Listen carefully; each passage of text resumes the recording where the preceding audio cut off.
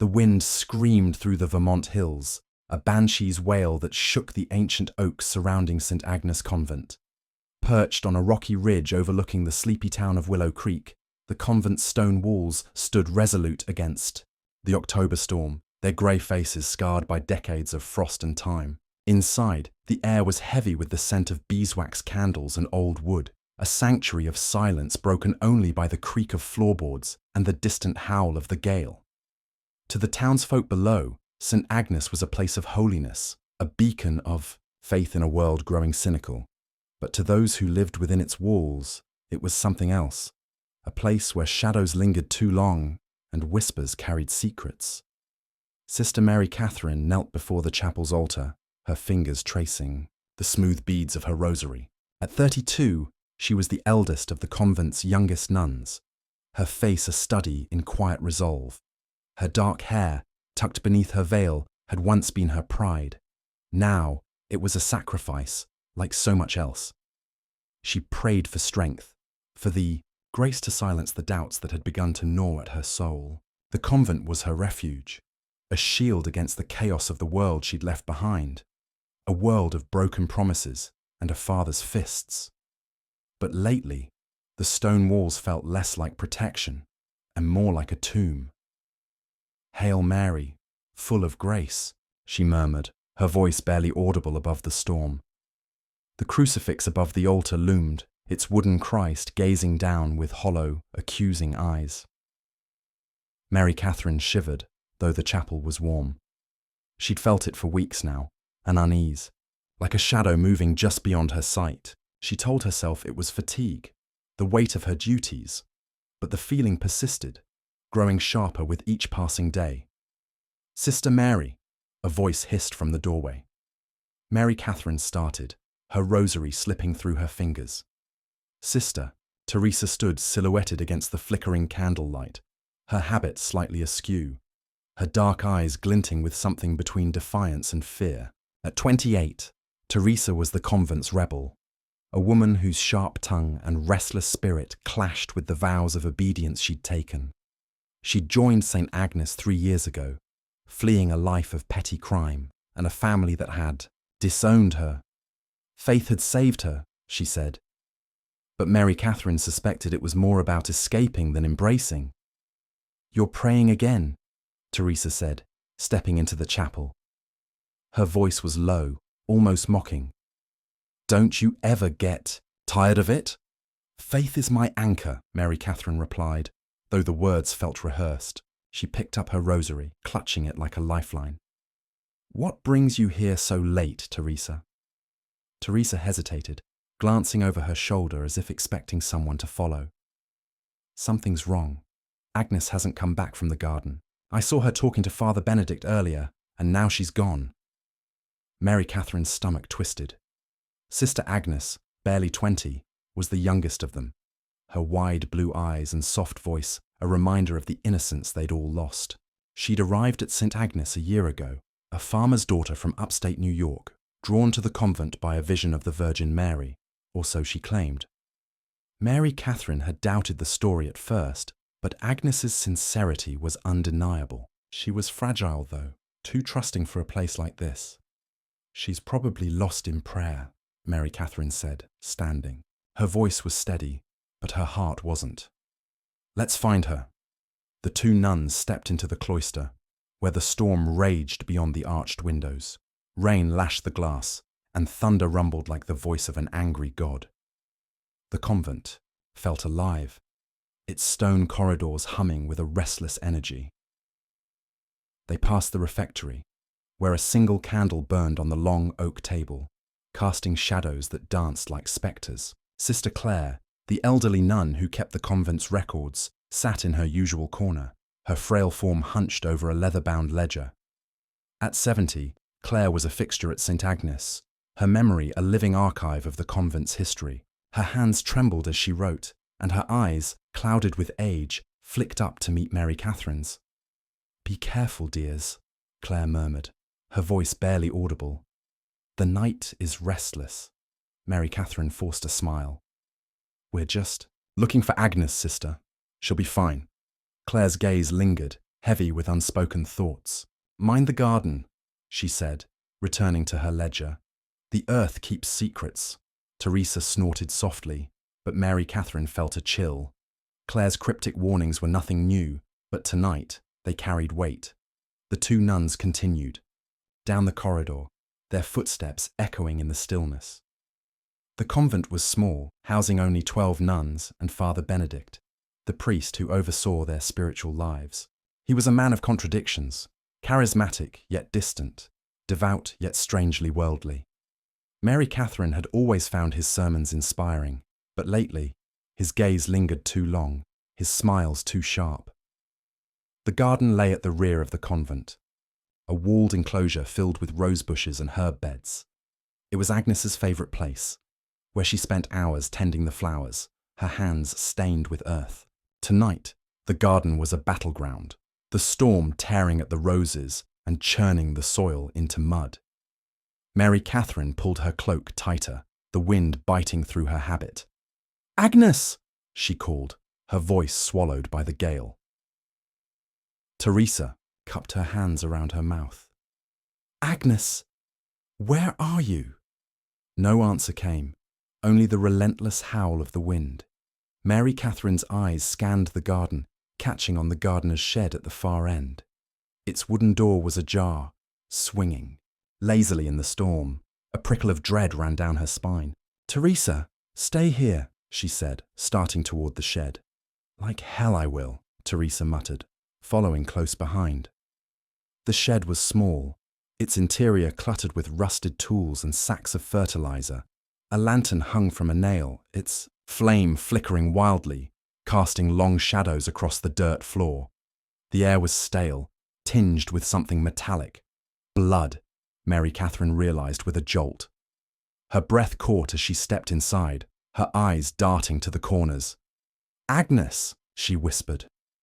A scream shattered the night. Theresa's.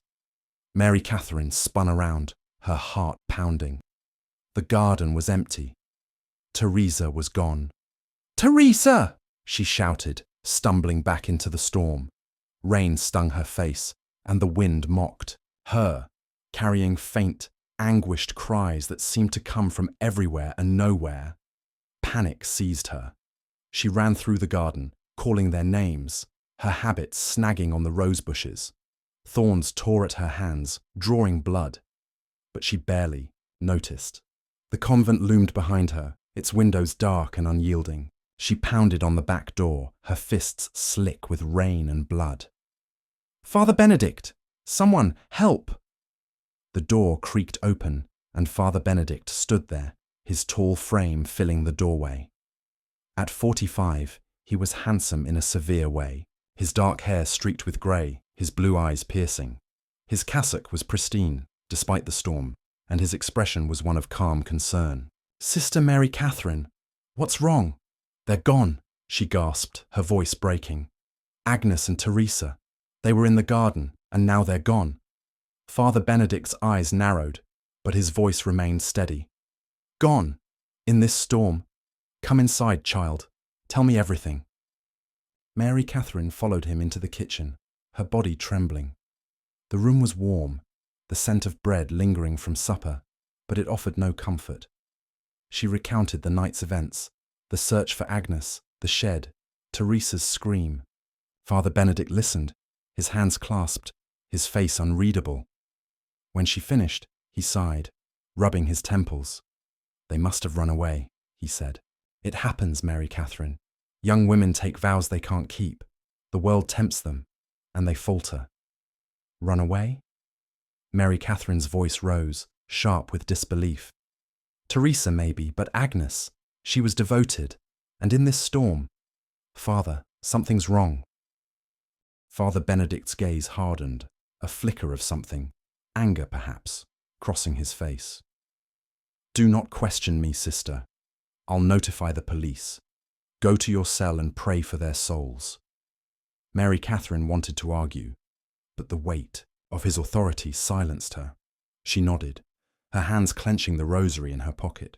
As she climbed the narrow stairs to her cell, the convent seemed to close in around her, its walls whispering secrets she couldn't decipher.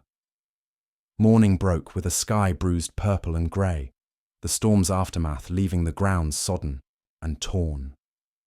The police arrived, 2 officers from Willow Creek, their boots tracking mud across the cloister.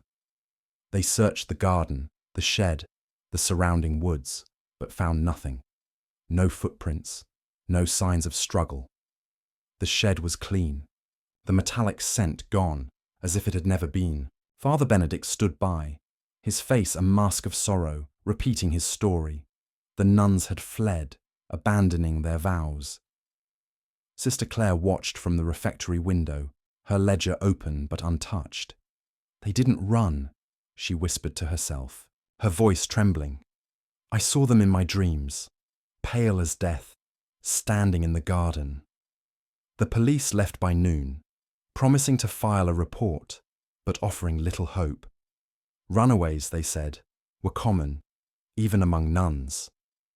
The convent settled into an uneasy silence, the remaining sisters whispering in corners, their eyes darting to Father Benedict. He led Vespers that evening, his voice resonant as he spoke of forgiveness and redemption, but Mary Catherine, kneeling in the chapel, felt only dread.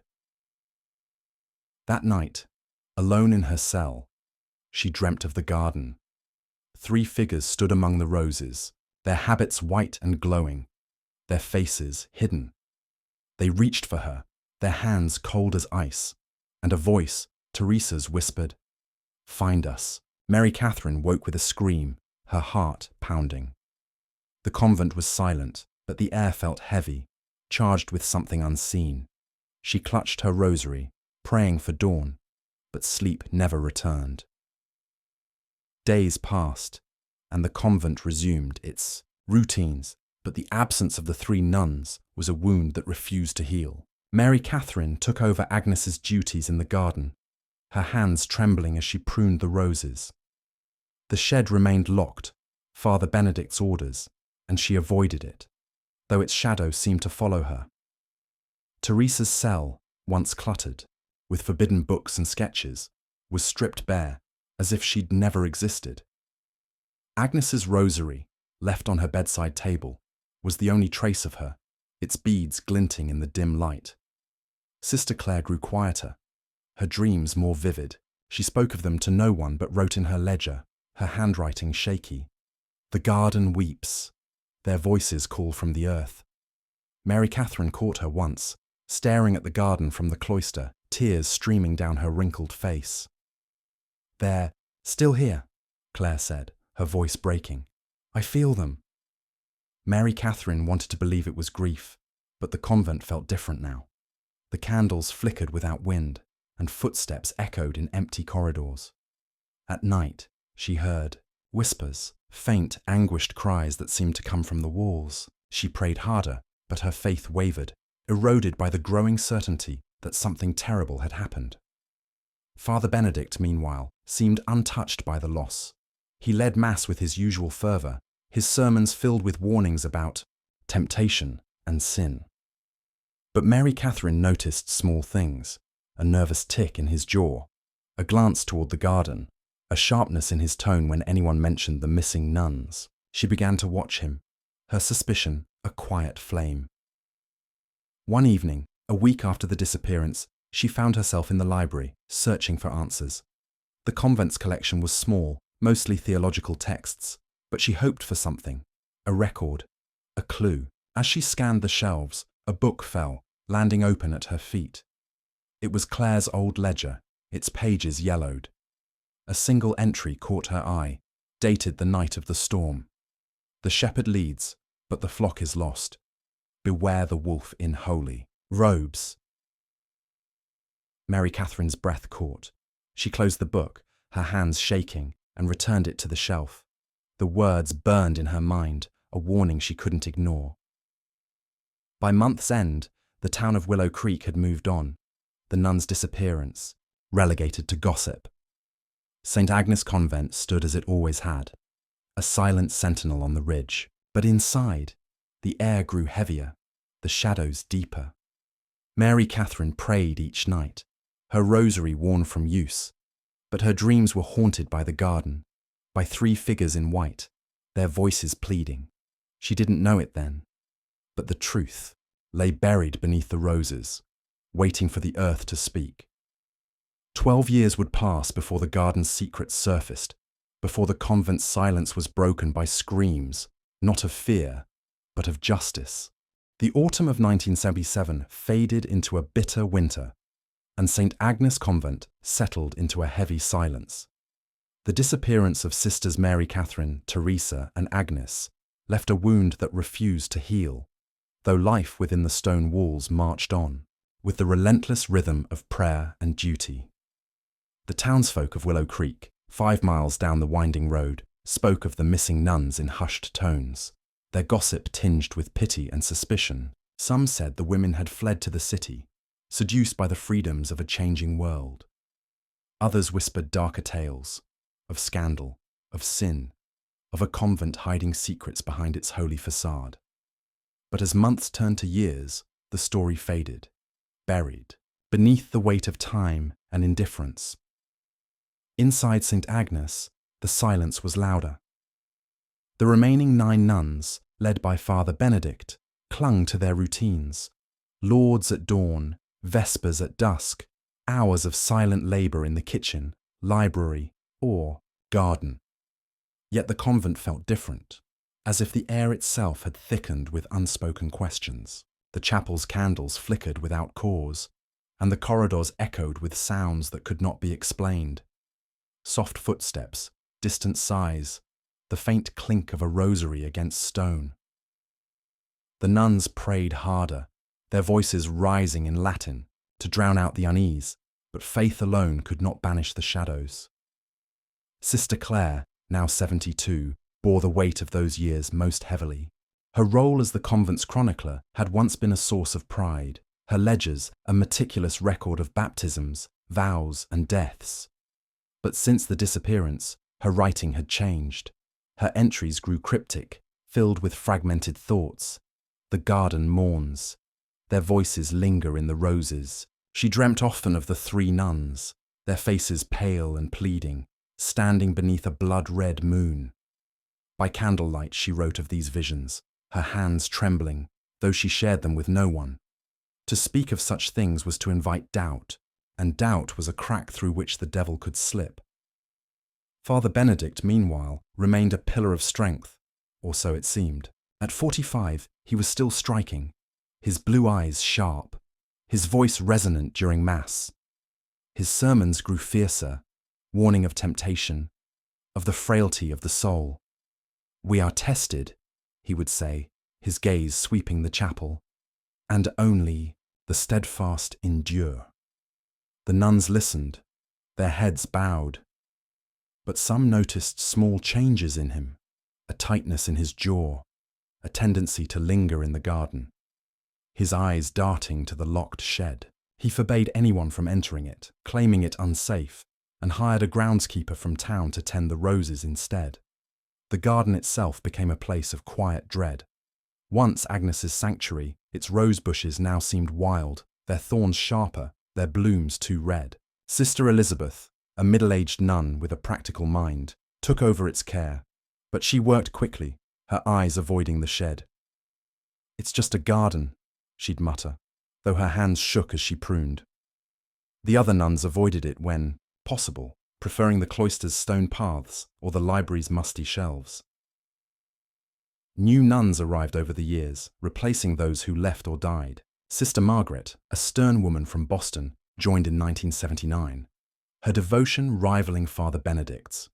Sister Joan, young and cheerful, came in 1982, her laughter a brief light in the gloom. But others did not stay long. Sister Lucy, who arrived in 1980, fled after 6 months, claiming the convent was heavy with sorrow. Sister Anne, in 1984, lasted only a year, whispering of cries in the night before she packed her bags. Father Benedict dismissed their departures as weakness, but the nuns exchanged glances, their trust in him fraying at the edges. Sister Clare documented it all, her ledgers a secret archive of the convent's unease. She wrote of flickering lights in the refectory, of cold spots in the chapel. of a shadow that moved across her cell at midnight. Once, in 1981, she found a rosary, Agnes's, unmistakable with its chipped blue beads, lying in the garden's soil, though it had been stored in the sacristy. She hid it in her cell, her heart pounding, and wrote, "They are not gone. The earth holds them close." By 1985, the convent's isolation felt absolute. The town of Willow Creek had grown, its main street now boasting a diner and a gas station.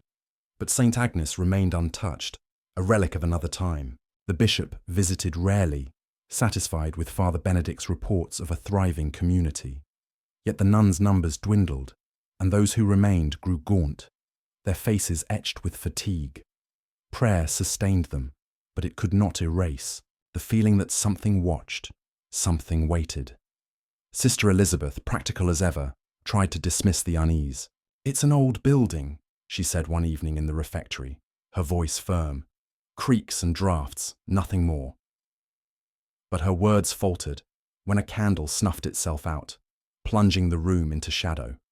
The nuns crossed themselves, their murmurs of prayer rising like a shield. Sister Clare, seated at the table's end, said nothing. Her dreams had grown darker, the three nuns no longer silent but speaking. Theresa's voice sharp with anger, Mary Catherine's heavy with sorrow, Agnes's a childlike plea. "Find us," they whispered, their hands reaching from the earth. Clare woke each morning with soil beneath her nails, though she hadn't touched the garden in years. Father Benedict's behavior grew stranger. He spent hours in his study, the door locked, his prayers audible through the walls, fervent, almost frantic. He avoided the nuns' eyes during Mass, his sermons now laced with guilt. We are all sinners, unworthy of grace. Once, in 1986, Sister Joan caught him in the garden at midnight, staring at the shed, his face pale. "Father," she called, but he turned away, his cassock sweeping the mud. The town, too, began to notice. In Willow Creek's diner, locals spoke of lights flickering in the convent's windows, of a figure in white seen near the ridge. Old-timers recalled the disappearance, their stories growing wilder with time. Ghosts, curses, a priest with blood on his hands. The police, now led by a new chief, dismissed the tales, but a seed of doubt took root. In 1987, a new groundskeeper arrived, Tom Hargrove, a widower from Montpellier. At 50, he was quiet, his hands calloused from years of labour. He tended the garden with care, though he found the soil odd, too soft in places, as if recently turned. He mentioned it to Father Benedict, who snapped, "Leave it be." Tom said no more, but he began to hear things, whispers in the roses, a soft sob at dusk. He told himself it was the wind, but his sleep grew restless. By 1988, the convent was a place of quiet desperation. The nuns prayed, worked and slept, but the shadows grew bolder. Sister Joan, once cheerful, now jumped at every sound. Sister Margaret's devotion bordered on obsession, her prayers a chant against fear. Sister Elizabeth, still practical, began to doubt her own reason when she found a rose, freshly cut, impossibly red, on her pillow. Sister Clare's health faltered, her body frail but her mind sharp. She confided in Sister Joan one night, her voice a whisper. "They're here, child. Mary Catherine, Theresa, Agnes, they never left. The garden holds them, and it's angry." Joan, wide-eyed, promised to keep silent, but the words haunted her. One evening in late 1988, as autumn painted the hills gold, the convent's unease became undeniable. During Vespers, the chapel's crucifix fell, shattering on the stone floor. The nuns gasped, their prayers faltering. Father Benedict, pale, declared it an accident, but his hands shook as he gathered the pieces. That night, Sister Clare dreamt of the garden again. The three nuns digging, their hands bloody, their eyes accusing. She woke with a cry. Her ledger, open to a new entry. The truth is buried, but it will not sleep. Tom Hargrove, too, could no longer ignore the garden. He found a patch of soil that sank beneath his boots, as if hollow.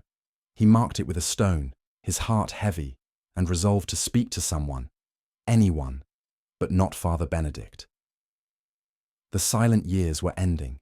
The convent's secrets, buried for a decade, were stirring, ready to break the earth apart. The autumn of 1988 draped St. Agnes Convent in a shroud of crimson and gold. The Vermont hills ablaze with colour, but heavy with an unspoken weight. 10 years had passed since Sisters Mary, Catherine, Theresa, and Agnes vanished. And though the world outside moved forward, Reagan's presidency winding down, Willow Creek's diner now boasting a jukebox, the convent remained frozen, its stone walls a silent witness to secrets that refused to stay buried. The air inside was thick, not just with the scent of incense and wax, but with something intangible, a presence that pressed against the nun's skin like damp fog. The whispers that had plagued the convent for a decade grew louder, no longer confined to dreams or shadows. The haunting had begun. Sister Clare, now 75 and frail as a dried leaf, felt it most keenly. Her hands, once steady, trembled. As she wrote in her ledger, her entries a litany of dread. The roses bleed. Their voices cry from the earth. Her dreams were no longer mere visions, but invasions. Mary Catherine's solemn eyes, Teresa's clenched fists, Agnes's tear-streaked face, all reaching from a garden of churned soil. She woke each night gasping, her cell cold despite the September warmth, her fingers stained with dirt she could not explain. She confided in Sister Joan, the youngest nun at 24, whose once bright laughter had faded to nervous glances. "They're angry," Claire whispered one evening in the library, her voice barely audible above the creak of the shelves. "They want to be found." Joan, her brown curls tucked beneath her veil, clutched her rosary. "Sister, it's just grief. The mind plays tricks."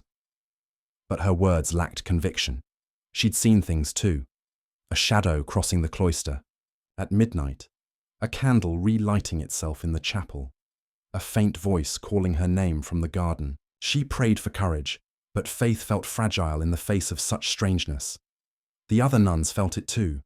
Sister Elizabeth, 45 and steadfast, found her practical nature tested when a crucifix in her cell turned upside down overnight. She righted it, muttering prayers, but the next morning it was inverted again, its wooden Christ staring blankly.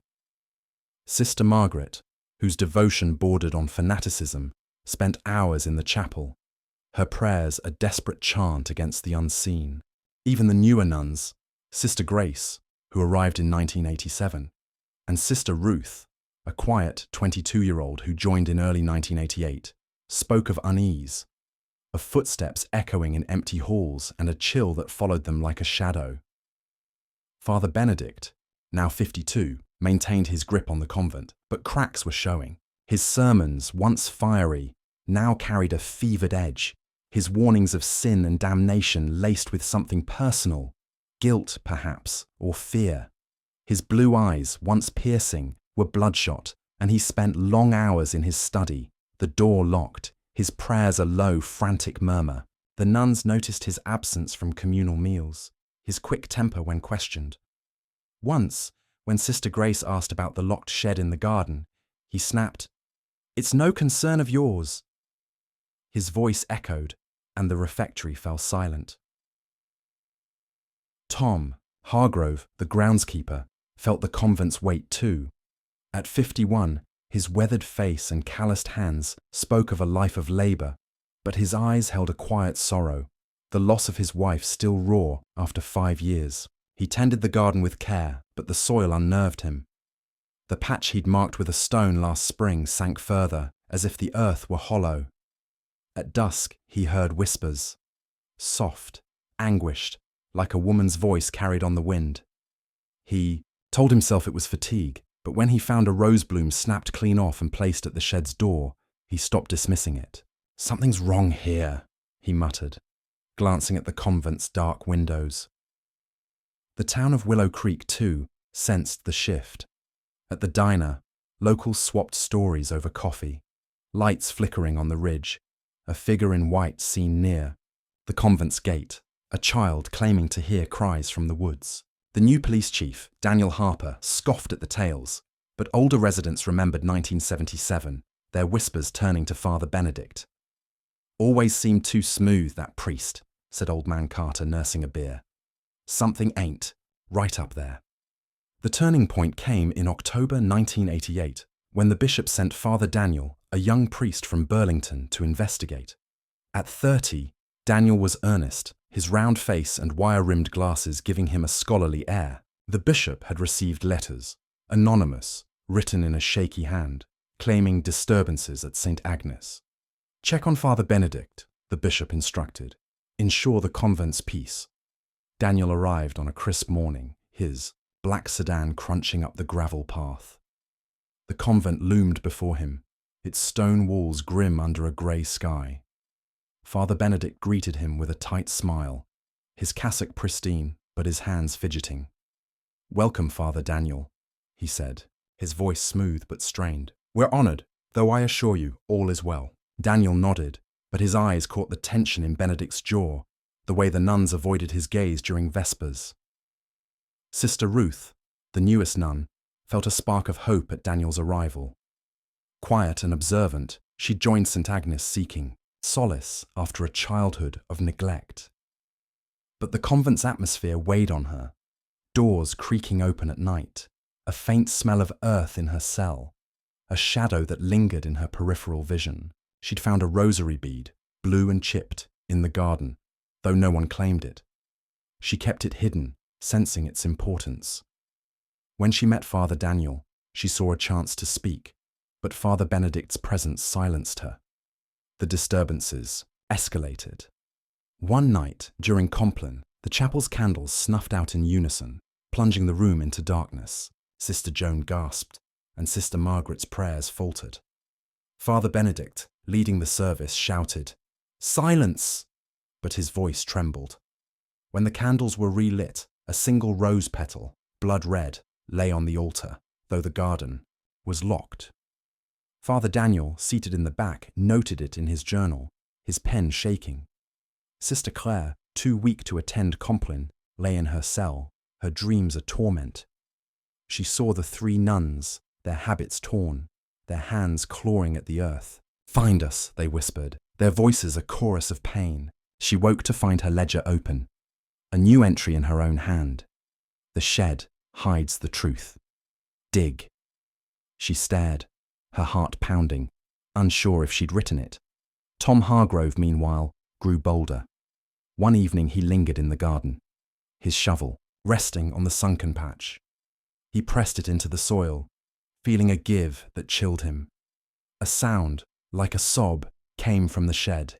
He froze, his breath visible in the dusk. "Who's there?" he called, but only the wind answered. He marked the spot with another stone, resolving to speak to Father Daniel.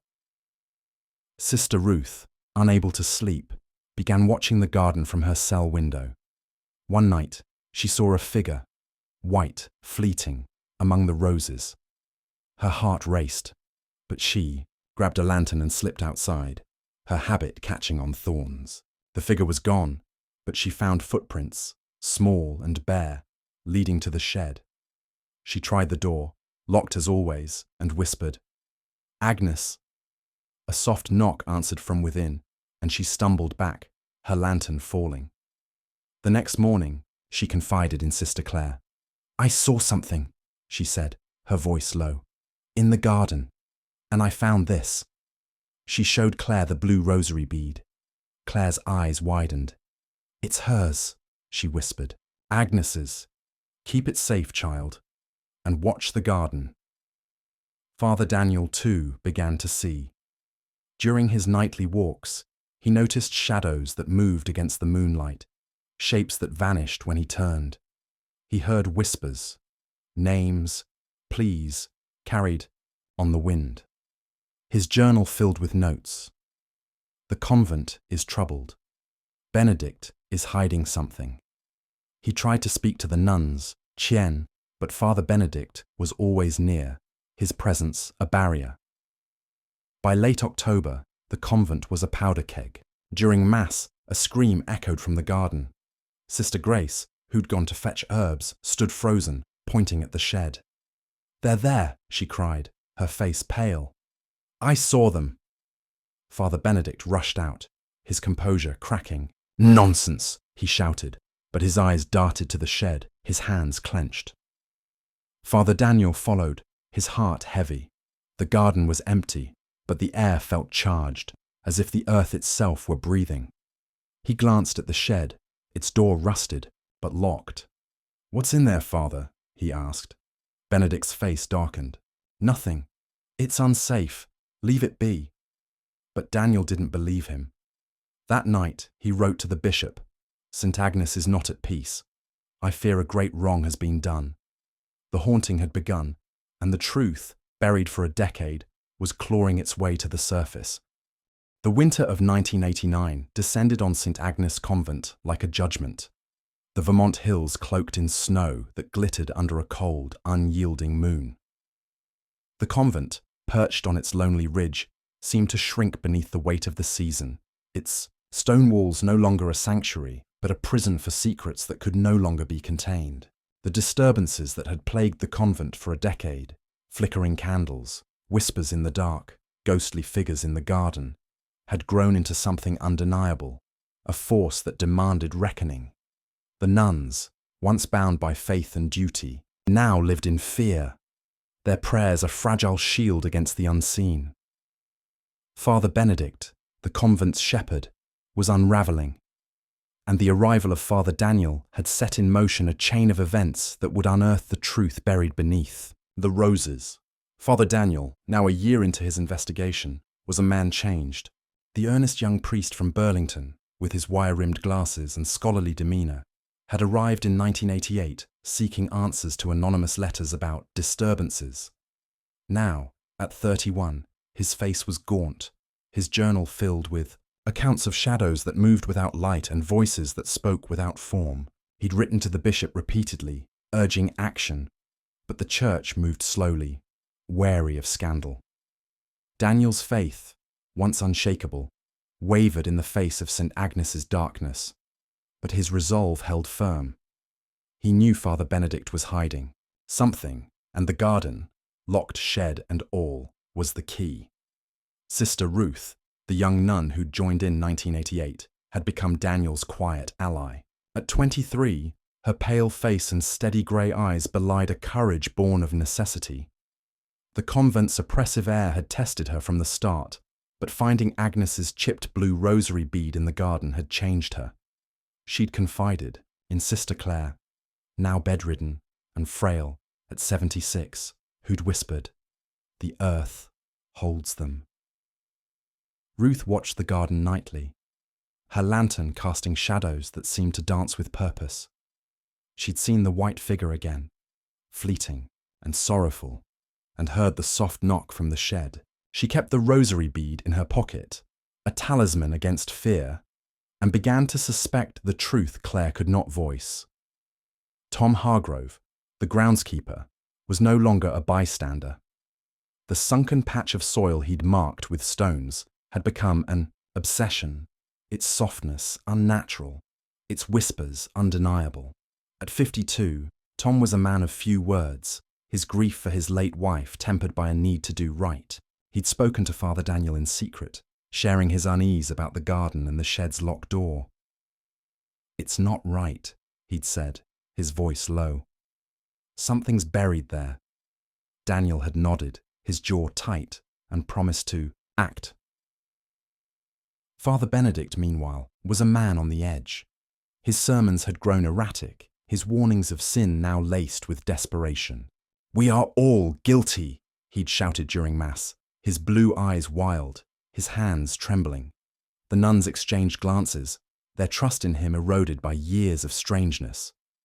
Benedict spent hours in his study, his prayers a frantic chant, and avoided the garden, though his eyes darted to it when he thought no one watched. Sister Joan, once cheerful, now flinched at his presence, her dreams haunted by the three nuns. Sister Elizabeth, ever practical, began to question her own skepticism. Her sleep disturbed by cries from the earth. Sister Margaret, fanatical in her devotion, clung to Benedict's authority, but even she sensed the convent's unrest. The breaking point came in February 1989, during a bitter snowstorm. The nuns gathered for lauds, their voices thin against the wind's howl. As they sang, the chapel's windows rattled, and a low moan echoed from the walls. Not the storm, but something deeper, angrier. Sister Grace screamed, pointing to the altar, where 3 rosary beads, blue, chipped, identical to Agnes's, lay in a perfect triangle. Father Benedict, leading the prayer, froze, his face ashen. "Enough!" he shouted. "This is blasphemy!" But his voice cracked, and Father Daniel, seated in the back, saw fear in his eyes. That night, Sister Ruth and Tom met in secret by the garden gate. The snow fell heavily, cloaking their footsteps. Ruth clutched her lantern, her breath visible in the frigid air. "We have to look," she whispered. "The shed. Claire says it's the key." Tom nodded, his shovel in hand, his heart pounding. They approached the shed, its rusted lock gleaming in the lantern's glow. Tom pried it open with a crowbar, the metal groaning. Inside, the air was stale, heavy with the scent of earth and something fouler. Ruth's light fell on a pile of dirt in the corner, disturbed, as if recently moved. Tom dug, his shovel biting, into the soil, and within minutes, his blade struck something hard, a bone. Ruth gasped, her hand flying to her mouth. Tom dropped the shovel, his face pale. "Call the police," he said, his voice shaking. Ruth nodded, running back to the convent, her habit catching on the snow-laden roses. Chief Daniel Harper arrived at dawn, his cruiser followed by 2 deputies.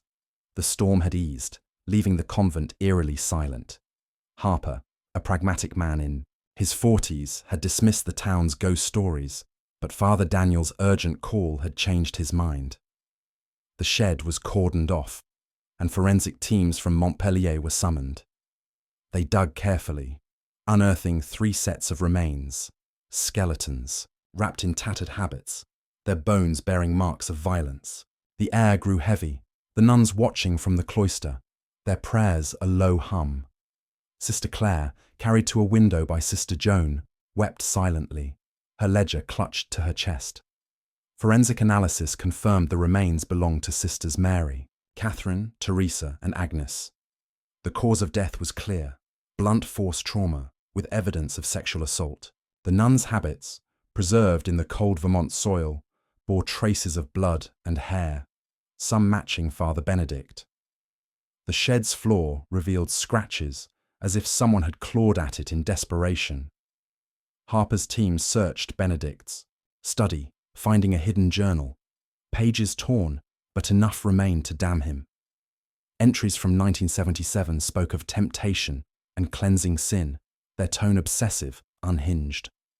Flashbacks to October 1977 revealed the truth. Father Benedict, consumed by desire and madness, had lured Agnes to the shed, his charm masking his intent. When she resisted, he struck her, her cries muffled by the storm. Theresa, searching for her, met the same fate, her rebellion silenced by violence. Mary Catherine, the last, fought hardest, her nails leaving marks on the shed's walls, but she too fell. Benedict, panicked, buried them in the garden, their graves hidden beneath the roses he'd tended so carefully. He'd cleaned the shed, locked it, and spun his tale of runaways, his authority shielding him. Father Benedict was arrested that week, his face blank as handcuffs clicked around his wrists. The nuns watched in silence, their faith shaken. Sister Ruth stood with Tom, her rosary bead clutched tightly, tears streaming down her face. "They wanted us to find them," she whispered. Tom nodded, his gaze on the garden, where the roses seemed to droop as if mourning. Father Daniel, his journal now evidence, spoke to the nuns. "The truth is painful, but it sets us free." Sister Claire, too weak to stand, murmured, "They're at peace now." But the convent felt hollow, its sanctity defiled. The investigation closed, but the garden's whispers lingered. a reminder of the horror it had held for 12 years. The truth was out, but justice was yet to come. The spring of 1989 brought a tentative warmth to Willow Creek, Vermont, but the shadow of St. Agnes Convent loomed darker than ever. The discovery of the remains of Sisters Mary Catherine, Theresa, and Agnes in February had shattered the town's quiet complacency, turning whispers of ghost stories into a grim reality. Father Benedict, the once revered priest who had led the convent for over a decade, now sat in a Montpellier jail cell, charged with 3 counts of rape and murder. The convent, stripped of its sanctity, stood silent on its ridge, its stone walls a testament to 12 years of buried truth. The nuns, the townsfolk, and even the earth itself seemed to hold their breath as the trial began, a reckoning for sins that had festered too long. The Montpellier courthouse, a squat brick building with tall windows, buzzed with activity in May, 1989. Reporters from Burlington, Boston, and even New York crowded the steps, their cameras flashing as locals gathered, drawn by morbid curiosity and outrage. The case had gripped the nation. A priest accused of unspeakable crimes against nuns, in a convent meant to be a haven of faith. Inside, the courtroom was stifling, its wooden benches packed with spectators. Sister Ruth, now 23, sat in the front row, her grey eyes fixed on the defendant's table. Beside her, Tom Hargrove, the groundskeeper who'd unearthed the first bone, clenched his fists, his weathered face taut. Sister Claire, too frail to attend, had sent her ledger, its cryptic entries now evidence, entrusted to Father Daniel. Father Daniel, the young priest who'd sparked the investigation, sat behind the prosecution, his journal open. At 31, he looked older, his glasses fogged with exhaustion, his faith battered but resolute. He'd spent months compiling evidence, Benedict's journal, forensic reports, witness statements, knowing the church's reputation hung in the balance. The bishop had urged discretion, but Daniel refused to let the truth be buried again. Justice for them, he'd whispered to Sister Ruth, meaning the 3 nuns whose spirits still seemed to linger. Father Benedict entered the courtroom in shackles, his cassock replaced by a grey suit that hung loosely on his frame. At 52, he was a shadow of the charismatic priest who'd once commanded St. Agnes. His blue eyes, once piercing, were dull, his face gaunt, his hands trembling as he sat. He avoided the crowd's gaze, but when his eyes met Ruth's, she saw a flicker of defiance. Or was it fear? The nuns of St. Agnes, seated together, flinched at his presence.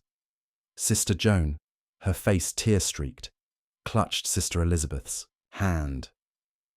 Sister Margaret, ever loyal, stared ahead, her lips moving in silent prayer, though her faith in Benedict was cracking. The prosecution, led by ADA Margaret Callahan, a sharp-eyed woman in her 40s, opened with a damning case. Father Benedict preyed on the vulnerable, she declared, her voice cutting through the courtroom. He abused his authority, raped and murdered 3 young women, and buried their bodies in the garden he tended, believing his collar would shield him. She presented forensic evidence, the bones bearing marks of violence, DNA traces linking Benedict to the crime, the scratches in the shed's floor. Benedict's journal, with its obsessive entries about cleansing sin, was read aloud, his words chilling. They tempted me, but I made them pure.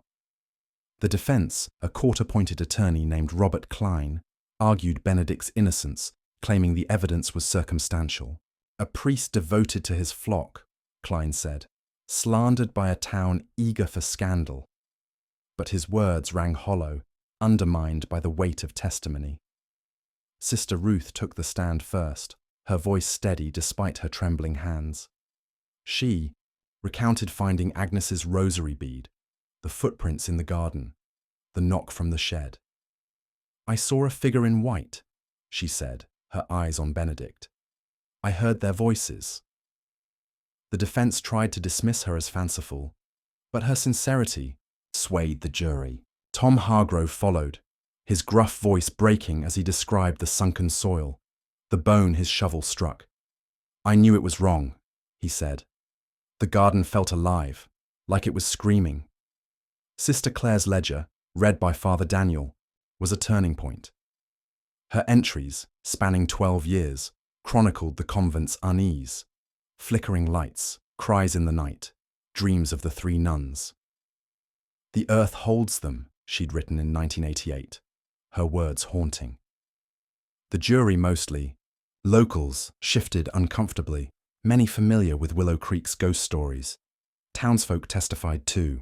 Old Man Carter, from the diner, spoke of Benedict's odd behavior in 1977, his quick dismissal of the nuns' disappearance. A former groundskeeper, retired in 1980, recalled Benedict's obsession with the garden, his refusal to let anyone near the shed. Chief Daniel Harper detailed the investigation, his pragmatic tone lending weight to the horror. The remains showed they fought. They didn't go quietly. Supernatural phenomena persisted during the trial, as if the nuns' spirits demanded to be heard. In the courthouse, a juror reported seeing a woman in white outside the window, her face pale. At St. Agnes, sister, Joan woke to find 3 roses, red, impossibly fresh, on her cell floor, though the garden was snowbound. Sister Elizabeth, sleeping in the refectory to avoid her cell, heard whispers, "Justice."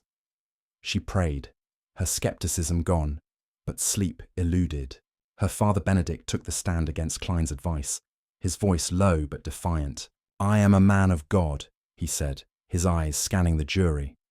"These accusations are lies, born of envy and doubt." He claimed the nuns had run away, seduced by the world, and denied writing the incriminating journal entries, calling them forgeries. But Callahan's cross-examination was relentless. She pressed him on the shed, the garden, the blood traces. "Why lock a shed for 12 years?" she asked. Benedict faltered, his hands shaking. "It was unsafe," he muttered, but his voice cracked, and the jury leaned forward. A flashback to 1977, triggered by Benedict's testimony, revealed his unravelling. He'd stood in the shed that stormy night, Agnes's body at his feet, her blue eyes lifeless. Theresa's scream had drawn him outside, where he'd struck her, her blood mixing with the rain. Mary Catherine, the last, had fought fiercest, her nails clawing his face before he ended her. He'd buried them hastily, the storm his ally, and cleaned the shed, his prayers a twisted justification. "Forgive me," he'd whispered, but the garden never forgot. The trial lasted 3 weeks, each day heavier than the last. The convent, now under temporary oversight by a nun from Burlington, felt empty, its chapel silent. Sister Ruth and Tom visited Sister Clare, who lay dying, her breath shallow. "They're close," Clare whispered, her eyes distant. "They'll rest soon." Ruth clutched the rosary bead, tears falling. The jury deliberated for 2 days, the courtroom tense. On May 28, 1989, they returned a verdict: guilty on all counts. The courtroom erupted, reporters scribbling, locals murmuring. Benedict's face was blank, his eyes fixed on the floor. The judge, a stern woman named Eleanor Grant, sentenced him to death, her voice unwavering. "Your crimes defiled the sacred," she said. "May God have mercy on your soul." As Benedict was led away, a gust of wind swept through the courtroom, unexplainable in the closed space. A juror gasped, claiming she saw 3 figures in white at the back, their faces serene. Sister Ruth felt a warmth in her pocket, where the rosary bead lay, and whispered, "Thank you." The trial ended, but its echoes lingered. St. Agnes Convent, now a place of infamy, faced an uncertain future. The nuns, scarred but resolute, began to heal, their faith tested but enduring. The garden, stripped of its roses, lay bare, waiting for redemption. The summer of 1989 settled over Willow Creek, Vermont, with a deceptive calm. The hills, lush with green and dotted with wildflowers, belied the scars left by the trial of Father Benedict, whose conviction for the rape and murder of Sisters Mary, Catherine, Theresa, and Agnes had shaken the town to its core. St. Agnes Convent, once a beacon of faith on its lonely ridge, now stood as a monument to betrayal, its stone walls weathered and silent. The air no longer hummed with the chants of lauds or vespers. Instead, it carried a heavy stillness, as if the earth itself were mourning. The nuns, the townsfolk, and the garden where the truth had been buried for 12 years were all changed, grappling with a wound that justice could not fully heal. The bishop, under pressure from a scandal that had reached national headlines, ordered the deconsecration of St. Agnes in June 1989. The ceremony was brief, attended only by a handful of clergy from Burlington and the remaining nuns. Father Daniel, now 31 and wearier than his years, led the rite, his voice steady but hollow as he removed the chapel's sacred relics. The crucifix, once shattered during the hauntings, was replaced but seemed out of place, its wooden Christ gazing over an empty pew. Sister Ruth, standing at the back, clutched the chipped blue rosary bead she'd found in the garden, her grey eyes fixed on the altar. Sister Joan, her youthful brightness gone, wept silently beside Sister Elizabeth, whose practical resolve had crumbled into quiet grief. Sister Margaret, still clinging to her faith, prayed alone, her devotion unshaken but solitary. The deconsecration marked the end of St. Agnes as a convent. The nuns were reassigned, some to convents in New England, others choosing to leave religious life entirely. Sister Ruth, however, requested to stay in Willow Creek, unable to abandon the place where she'd found the truth. Tom Hargrove, the groundskeeper who'd unearthed the first bone, stood by her side, his weathered hands folded. At 52, he felt a duty to the convent, to the 3 nuns whose graves he'd uncovered. Together, Ruth and Tom resolved to transform the garden into a memorial, a place of peace for the sisters whose spirits had cried out for so long. Sister Clare, the convent's chronicler, did not live to see the deconsecration. She passed away, days after the trial's verdict, her frail body finally succumbing to age and exhaustion. Her final words to Ruth, whispered from her deathbed, were, "They're at peace now, child. Let them rest." Her ledger, filled with cryptic entries about the garden and the nuns' voices, was sent to the diocese archives, a testament to her quiet vigilance. Ruth visited her grave in the town cemetery, placing a single rose, white, not red, on the carved stone. "You knew," she whispered, tears falling. "You always knew." The garden, stripped of its roses after the investigation, was a raw wound in the earth. The shed, where Father Benedict had committed his crimes, was demolished, its wood burned in a bonfire that lit the ridge one cold night. Ruth and Tom worked tirelessly, funded by donations from Willow Creek residents who, shamed by their years of silence, sought redemption. They planted new flowers, lilies for purity, forget-me-nots for remembrance, and erected a simple stone marker inscribed with the names of Mary Catherine, Theresa, and Agnes.